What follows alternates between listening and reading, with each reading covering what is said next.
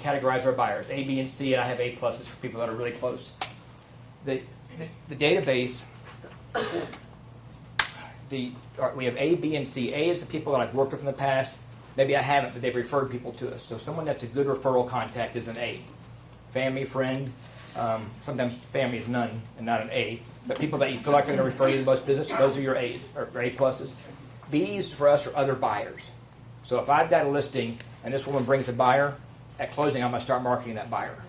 Because more times than not, she's not going to.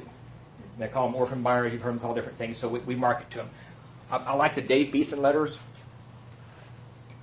And again, I'm going to email you all this information, but Dave Beeson's got a program where it's got 84, like the buyer program has 84 letters, 7 years, once a month a letter. First letter goes out, congratulations, it's been a month since you bought your home. You should be, unpacking still, blah, blah, blah.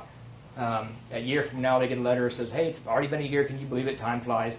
When you get into year 3 and 4, it starts talking about, time goes by so fast when you want your house, you're probably outgrowing this one now. It starts working on the next sale. The touches for people just, we tend to sometimes not want to call or not want to bother them or not want to send them something. People love it. I mean, they just do. We got to where we're sending out so many of these letters.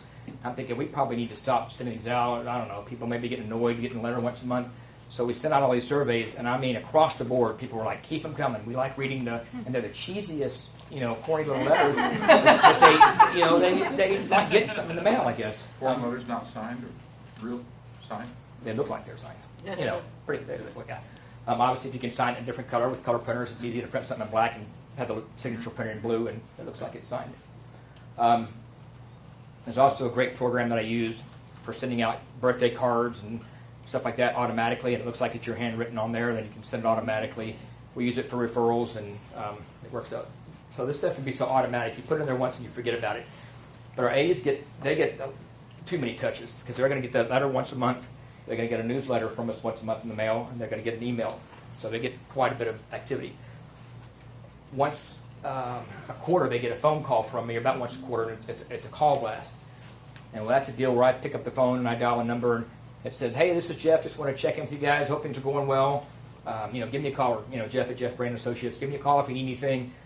You can always go to jeffbrand.com and look at properties if you're interested in some message like that. I hang up, I go over to my computer, and I go to the website, and I upload my contacts out of my database and put it in an Excel spreadsheet and send it to this website and say I want all these contacts to get this recording I just did. So you can do recordings for the next 5 years because you can tell the system, make this call tomorrow, call 3 times every 3 hours until you get somebody that answers. It'll leave messages, or it'll play a message if they answer. I tell you what I did last year.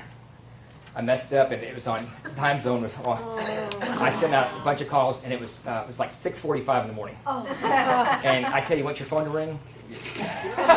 Fortunately, people were pretty nice, but I meant for it to go out later. I don't know what happened. I just goofed in it, and we got a lot of calls. Jeff, because most people don't know that they don't know it's a voicemail. They really don't. If you keep it real casual and keep it short, and we'll go to dinner, my wife and I, and they'll be like, somebody, hey Jeff, thanks for the call the other day, and I'm like, who's that? Because somebody you work with, you don't know, but it'll sound personal. If you make them long, it doesn't. We do that as well, but most of them are pretty short, and they won't know. They don't. Yeah, but you got to keep the do not call rules in mind and keep up with that. Last month, for the first time, I bought 14,000 phone numbers that were not on the do not call list, and so I did a call blast to the city I'm in and the city next to us, and we picked up several listings out of it. Quite a few, more than we expected. So there's ways to market that you can autopilot. What's the name of that site? I'm going to email it all to you. I don't know it, but I'm going to make sure it's in your packet because that's one that's important. It's good. Your call blast, you pick up on the call if they answer. No. They say hello, and it plays a recording. And It's like when they were asking for your vote. it used to be, And you say goodbye. yeah, it's just recording. It used to be I had to set up to where, It's like Jay. well, yeah, they figured it out. It used to be I could say if it detects a live body, disconnect. And so there's no number on caller ID, and it would play it only to answering machines or voicemails, but we can't do that anymore because we do not call. We can still do it, but you can't say just to answering machines. And so some people will hear it and they'll talk and they'll realize it's a voicemail, and they'll listen or hang up or whatever. We have a few people call that say take us off the list. Excuse me? I thought somebody questioned that. We have some people that call and say, hey, would you not call? Fine, it's okay. I'm sorry, who do you do that to? Do you do that to your... It's usually just my database. Last month was the first time I did it to people I didn't know. It's usually just my database, my A's. Usually I don't. B's are other buyers, people that I don't know, but they know of us. Like I said, it's another agent's buyer. C's are people that are in the database that are, we met somewhere, I don't know who they are, they don't really know, we don't have much, they get the least amount of communication, they'll be like an email list or something. And nuns are for family. Client activity tracking, this is real important. We want to know that people have been followed up with. The database does that for us. And that's so important that you got the right database to help you do that, to keep up with when they've been talked to and that everybody's good. We go to 4:30, right? Mm-hmm. Okay. I'm going to give you all examples of some of these forms that we use. And I have binders, I think they're 4-inch. We have 4 of them. I said 3 or 4 of them full of forms. I mean, it's something wrong with me and forms. We have a form for filling out forms. I mean, literally. But we have a system for everything, and it just becomes automatic. I mentioned we have job descriptions for every position that was up there earlier. We have several page job descriptions. We have a policy and procedure, operations manual. We have read them. seller. I don't care if they sign. I mean, to a certain point, the policy and procedure manual, I don't think much, but they sign off on it. Yeah, it releases some liability, and some people read it. Depends on their. In the process, the process forms, especially the first time through, when they're learning to do something. Yeah, yeah. That we use them they have to because they can't get to the next step without it. Mm-hmm. I'm going to pass this up and show you all some of these forms just to give you an idea. Okay, the agent checklist. This is just like you might use for your current brokerage now. How they've got a form. You got certain documents to turn in. But we've added some other things to it that are just for our team. We've got a deal we do. It's called, and I didn't mention this earlier, it brought the buyer sign. So if I have a buyer, I take to someone else's listing, and we buy the house, we've got a sign we put in the yard that says, Jeff Brainer Associates brought the buyer. So the listing agent had their sold sign out there. When it's gone, we've got our own sign we put there. And so we have a one-page form that the buyer signs at closing, allowing us to do it for 14 days, and that's on the checklist. So there's things like that we have on our own checklist. Who made all these? I write worse than any doctor you ever seen, so I have the ideas. You got it. She used to see, I put it down, I get thoughts. Or in the office, she doesn't work in the office with me, my wife. She home offices because we both want to stay alive. Yeah. So it's, just working together. But we do things in the office, we come up with processes, systems, I put it on paper, and Melissa helps me come up with forms. Do you have the most popular forms that you could email us? You're going to get those if you give Melissa a card before you leave them. The ones that are You get samples of this? just the ones that are popular. Yeah, the most popular ones. There's several that you're getting an email from us. Yeah. Oh, I went back here. I wanted to point out, I did go one page too far there. There's a seller interview form that I talked about, and you see right there the DISC for his or hers. Seller interview form, this is where we call, when somebody calls in, we fill out the form. And actually the last question down here is we have a key ready for the agent when they get there. And the whole idea in this form is not to ask the seller questions, but to do an interview and have them halfway sold before the listing agent gets there. All the way down to having a key ready. We don't do appointments unless all the decision makers are there. We don't let them tell us what time to come over. We tell them we have a 3 o'clock or a 4 o'clock. If you don't time block and take control of your schedule like we talked about a little while ago, it'll kill you. So it's important that you do that. But that's a seller interview form. I'll give you guys a copy of that. This one's awesome for us. Working deals, if you're driving down the road and an agent calls and gives me a counter, I don't have their phone number. I'm trying to write it down driving. So I created this form, and up here is the property address. And it's got the other agent information and the homeowner's information, original list price. And when I'm working a deal, we just use it column by column, seller counter, buyer counter, seller counter, and then we keep it in a file. But while the negotiations are active, this stays in the office with the contract. So if Travis, my listing agent, started it and they call up, I know where to pick up. We've always got a copy of it. He can make a copy and take it with him, so if it's got everybody's numbers while he's out running around, or I can. But this has been a great form for us, very, very useful. We don't use files, we use binders for our properties, and for listings and for contract pendings. Some of you guys do that. It's awesome. You wonder how you work with files. So we've got bookshelves And our binders, it's the little 1-inch ones, and they have, I think, 5 or 6 dividers. There's a copy of the listing agreement, a copy of the contract, any amendments, a copy of the communications we put in there, the front pocket, the seller's disclosure. 3-ring binder. Yeah. And then there's on this sleeve on there, it's got the property address and their name. And so the bookshelf's full of these properties. And when we get a contract on it, or an offer, we put a yellow sticker on there. Once it goes contract pending, we sticker it red or green and pull it off. And once it's negotiated, we take it out of the bookshelf so the buyer agents can't see it in case it fall through. Great. This is the in-home marketing deal we talked about before. When I go on a listing, or Travis, this is the form he fills out and takes back to the office. I mean, obviously we have to have the listing agreement, but if this isn't filled out, it stops right there. He's got to have that filled out for us to go forward with it. It's that important. Joy doesn't know, our in-home marketing person, who she's calling, what to say, those things, if this isn't filled out. This talks about if they have pets, where's the key? Are they a higher attention client, a medium attention, or lower? Do we need to call right away? Do we have a couple days? Are there any exclusions? Notes about them. So Joy's got this before she calls them up to make the appointment. And that's what allows that piece to flow smoothly. Without that, she's calling blindly and it doesn't flow well.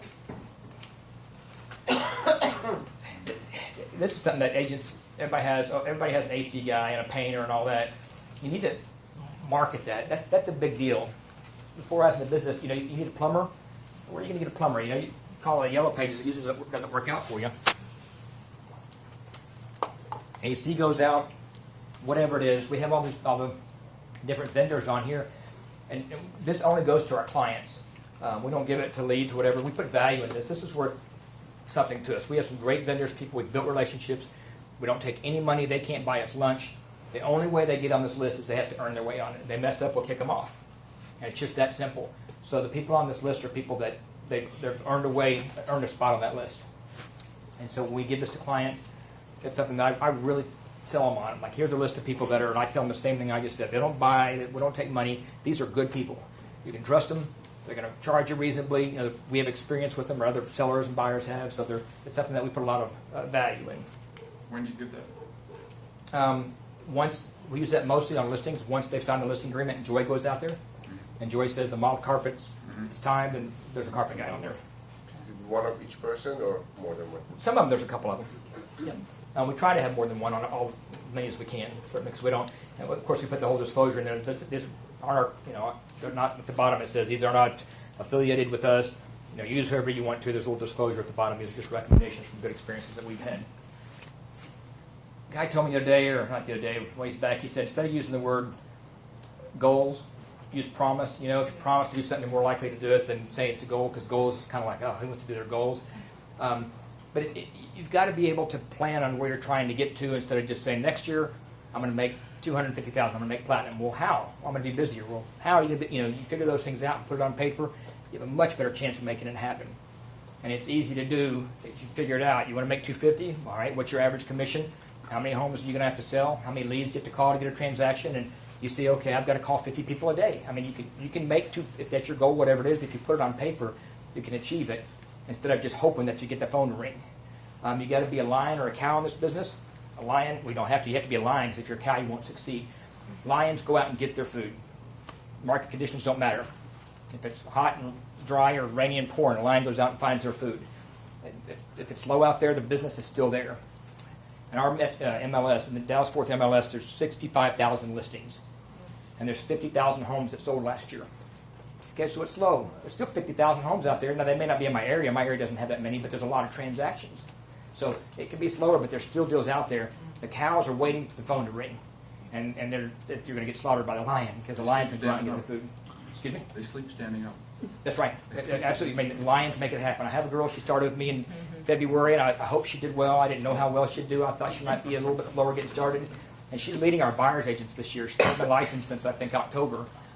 She worked at a different company and came over.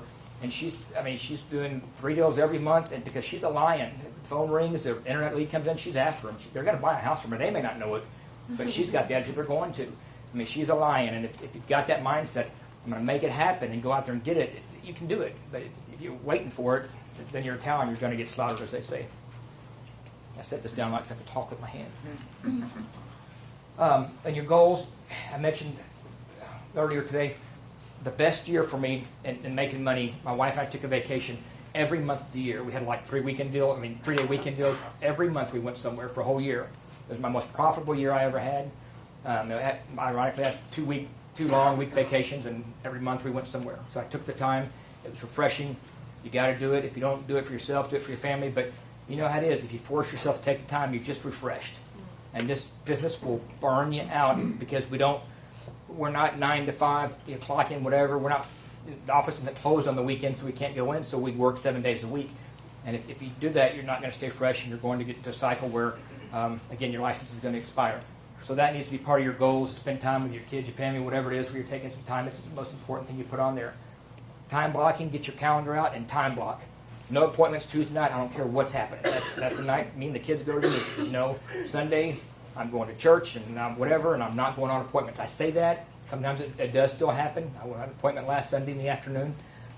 But I do my best not to, and if you try, most of the time you can take control of your schedule.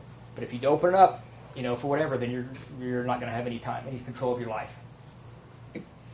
And sellers respect it, and buyers. The seller calls up, I need you to come out tomorrow at 7. Well, I don't do 7. They're usually, okay, I'm sorry, yeah. How about 5? They're usually good with it. Trying to knock this out. Talk about a couple of things real quick. Good. We talked about earlier. Right now, maybe you're past this, maybe here's where you are, but if you're just selling houses, you've got a sales job. When you quit doing the next deal, you're done. When you build it into a business, your profits are more widespread. I've got a title company joint venture, a mortgage joint venture. Outside of the real estate, you can do different things with your business to build it and make you money without just that one sale, next sale. But you've got to take that mindset of, okay, I'm not a salesperson. That's part of my job, but I'm a business owner. Again, I think of brick and mortar. You're the same as the little restaurant, the little gift shop, the little whatever. This is your business. You're not a salesperson that's going in and clocking in and out. It's your business. So when you get that mindset, you'll be able to build your business. But you've got to get past that. It's not a salary. We've all figured that out real quick. Otherwise, this is what a sales or regular job is. When you become a business owner, you learn instead of a salary to make revenue. Convert that revenue into net profit. If you don't know what a P&L looks like, you need to figure it out, or you need to go buy a book, or you need to go online, or go to remax.net. Like I said earlier, it's drinking water out of a fire hydrant. You can learn anything you want to from that site, but you need to know what your numbers are. Go to Guru or go somewhere to get a freelance person and take care of your bookkeeping. You have to know if you're making money or not. Some things I'm going to repeat because I don't remember when I said